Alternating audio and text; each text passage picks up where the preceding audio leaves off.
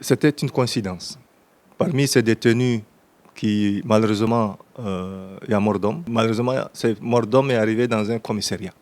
Ça aurait été ailleurs, on n'en parlerait pas. Cette personne déjà était malade pour l'une de ces personnes qui est malheureusement décédée dans les prisons. C'est un certain Moussa Kousseri.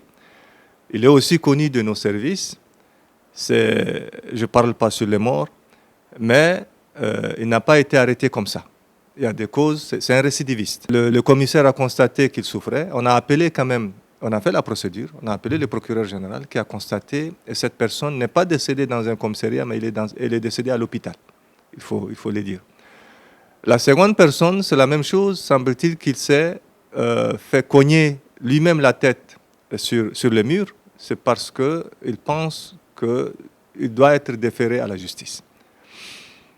C'est pour dire que c'est des choses qui arrivent. Mais dire que est-ce que la police torture des gens, ça m'étonnerait parce que très sincèrement, depuis que nous sommes là, nous sommes très attentifs surtout au respect des droits de l'homme. Parce que nous sommes un pays qui est un gouvernement de transition. Nous avons des partenaires qui nous regardent et l'action gouvernementale depuis un certain temps, c'est d'améliorer notre système intérieur et d'améliorer notre conduite vis-à-vis du respect des procédures et des droits de l'homme. Et ce qui fait qu'aujourd'hui, nous avons constamment des rencontres avec le ministère de la Justice, constamment des rencontres avec les défenseurs des droits de l'homme, et de qui nous prenons aussi des conseils.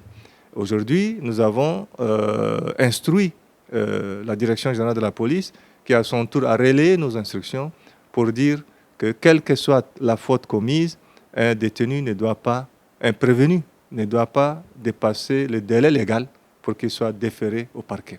Et il faut reconnaître aussi que parfois, la plupart des détenus qui étaient à une période donnée ont fait l'objet de garde à vue prorogée. Et là aussi, on a pris les soins d'informer le ministère, malgré qu'il y avait une grève pendant une période. Et ça, tout le monde le sait, nous avons eu effectivement cette possibilité de continuer à les garder à cause de cette grève prolongée des magistrats. Bref, il n'y a pas de torture.